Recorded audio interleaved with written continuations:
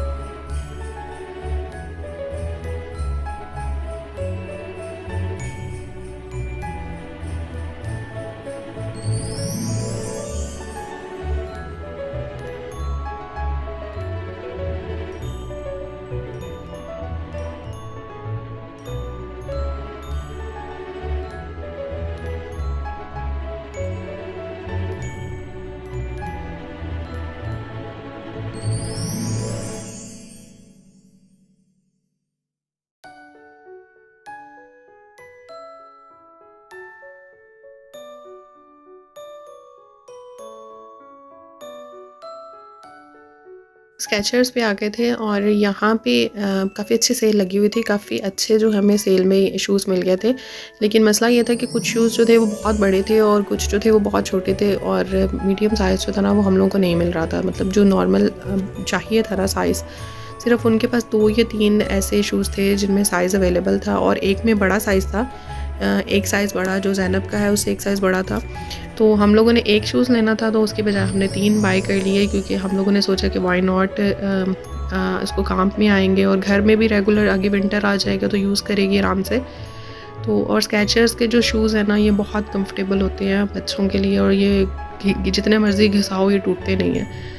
तो इसलिए हम लोगों ने काफ़ी अच्छी, और ये देखिए स्कूल के अभी भी बड़े अच्छे यूनिफॉर्म्स वगैरह ना, कुछ स्कूल्स के जो ऐसे हैं कि जिनमें हमें नहीं मिलते हैं यूनिफॉर्म्स, लाइक जिनके आपको स्पेशली यूनिफॉर्म शॉप से जो है वो बाय करने पड़ते हैं।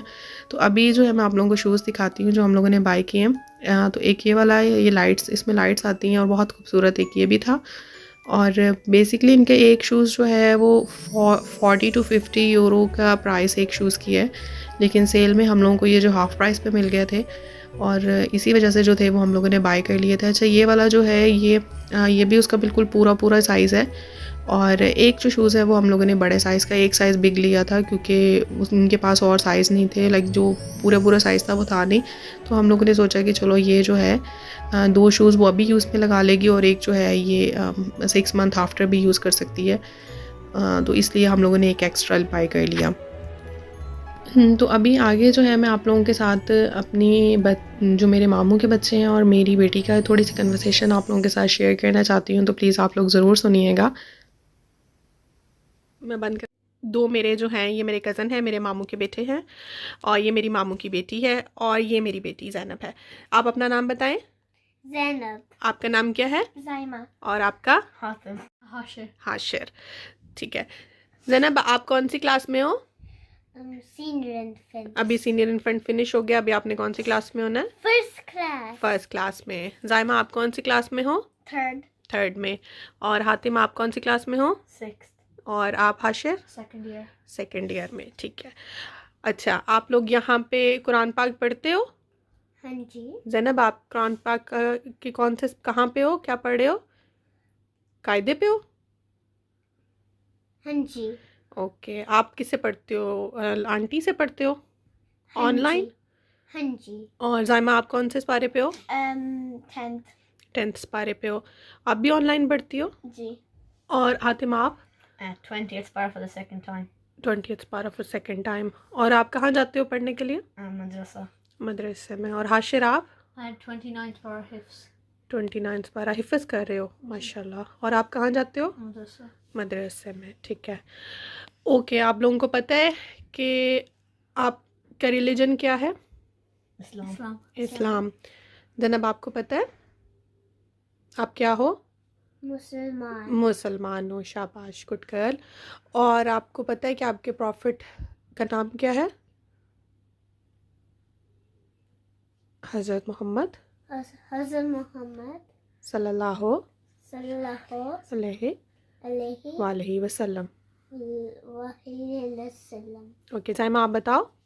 हज़रत मोहम्मद सल्लल्लाहु अलैहि वसल्लम। ओके आप बताओ। हज़रत मोहम्मद सल्लल्लाहु अलैहि वसल्लम। और हशराब? हज़रत मोहम्मद सल्लल्लाहु अलैहि वसल्लम। ओके। अच्छा अब आप लोगों को पता है कि जब स्पेशली ये वाला क्वेश्चन जो है ये आप दोनों बॉयज़ के लिए है कि आप लोगों को पता है कि जब वुमेन्स होती हैं, जब आपकी टीचर होती हैं, या कोई भी आपकी सिस्टर, आपकी मदर, या बाहर आउटसाइड कोई भी आपकी क्लासमेट गर्ल्स जो होती हैं, जब वो आप उनसे बात करते हो तो आपने उनसे कैसे बात करनी है, किस लैंग्वेज में बात करनी है और किस वे में बात करनी है, आप उसके बारे में थोड़ा सा बताओ। कौन स्टार्ट करेगा? भाई स्टार्ट करो। नीचे देख के बात करनी है, पोलाइट वे में बात करनी है, हाँ जी। डिसरिस्पेक्ट करना है, रिस्पेक्टफुल वे में बात करनी है, और कोशिश करनी है कि उनको डिसरिस्पेक्ट नहीं करना ना। हाँ। और और अगर आपको लगे कि आपकी क्लास में कोई लड़का किसी लड़की के साथ मिसबिहेव कर रहा है तो आपको क्या करना चाहिए? टीचर को बताना चाहिए। और अगर आपको लगे कि आपके अराउंड में कोई किसी के साथ मिसबिहेव कर रहा है तो आपको किसको बताना चाहिए? एडल्ट को ना। ओके गर्ल्स आप दोनों को पता है कि गुड टच और बैड टच क्या होता है? जी। जब मैं आप बताओ। बैड टच होता है कि किसी को मारना। और गलत जगह टच करना, मतलब आपको कोई आपके फ्रंट पे, आपके बॉडी पार्ट पे नहीं टच कर सकता ना। और कौन आपको नहीं टच कर सकता? Boys other than your family. हाँ जी। जनाब आपको पता है? हाँ, कि आपको कोई बैड टच कोई नहीं कर सकता ना, कोई बॉयज़ आउटसाइड में। और अगर आपको कोई ऐसे टच करे तो आपने किसको बताना है? टीचर को और एडल्ट्स को। एडल्ट में अपनी या तो अपने पेरेंट्स को बताओ आके, और या फिर टीचर को, है ना ज़ाइमा? ऐसे ही है? जी। ओके।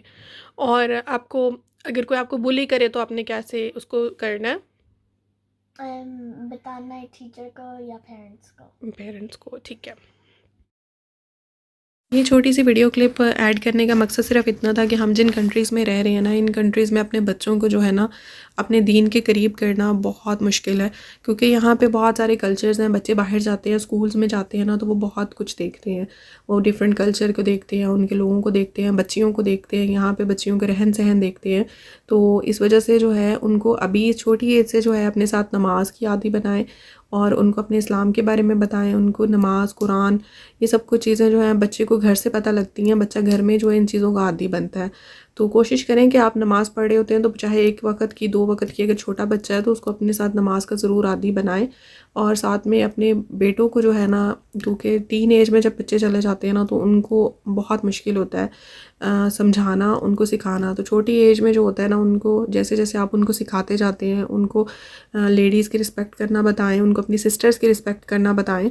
तो ऐसे ऐसे जो है वो बच्चा थोड़ा थोड़ा कतरे कतरे से समंदर बनता है। तो बच्चे के दिमाग में डालते जाएंगे तो बच्चा सीखता जाएगा।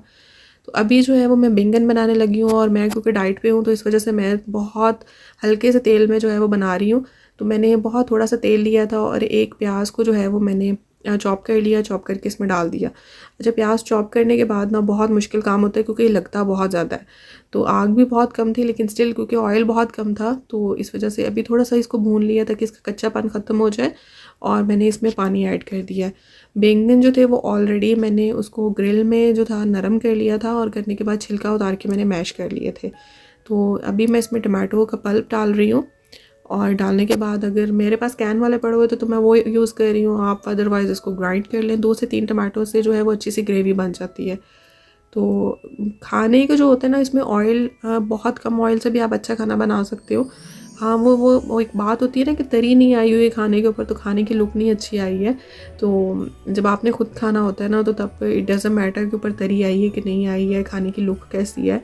तो अच्छा है ना कि थोड़ा हेल्दी खा लें, और बहुत छोटा सा पेड़ा लें, बिल्कुल छोटा सा, जितना आपका मीडियम साइज़ का जो आप लेते हैं, आम रूटीन का जो आपका पेड़ा होता है उससे कम का पेड़ा लें।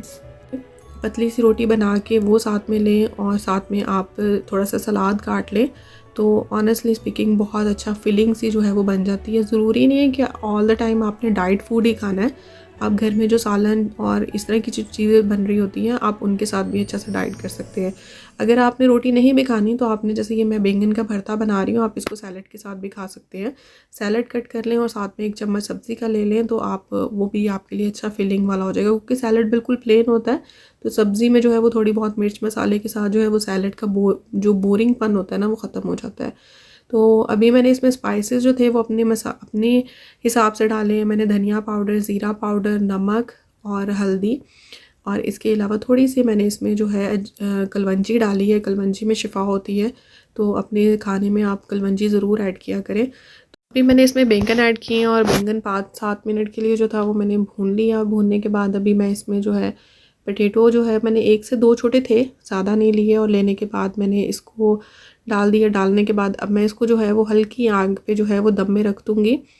और जैसे ये बिल्कुल आलू नरम हो गए थे तो मैंने थोड़ा सा इसमें धनिया डाल दिया। सूखी से बिल्कुल ड्राई सी जो है ये सब्ज़ी रेडी हो गई थी, क्योंकि इसमें ऑयल बिल्कुल ना होने के बराबर था, तो इसलिए ये जो है वो लग भी रहा था। तो इसको मैंने बहुत हल्की आग पे पकाया था, लेकिन बिल्कुल ऐसे नहीं लगा कि मैंने कोई डाइट वाला फूड खा रही हूँ। टेस्ट और जायके में कोई फ़र्क नहीं था, सिर्फ ये था कि इसमें ऑयल नहीं है, ऑयल बहुत कम है। इतना सा हमने सिर्फ डाला था कि जिसमें हमारा प्याज जो है वो थोड़ा सा भून जाए। तो बस आज का जो ब्लॉग था वो यहीं तक का था। उम्मीद है कि आप लोगों को अच्छा लगा होगा। अच्छा लगा तो प्लीज़ लाइक कर दें, शेयर कर दें मेरे चैनल को, और अगर आप न्यू हैं तो प्लीज़ सब्सक्राइब ज़रूर कीजिएगा। मुझे अपनी दुआ में ज़रूर याद रखें, और आप अपना सब बहुत सारा ख्याल रखें। इंशाल्लाह नेक्स्ट ब्लॉग में मिलेंगे, तब तक अल्लाह हाफ़िज़।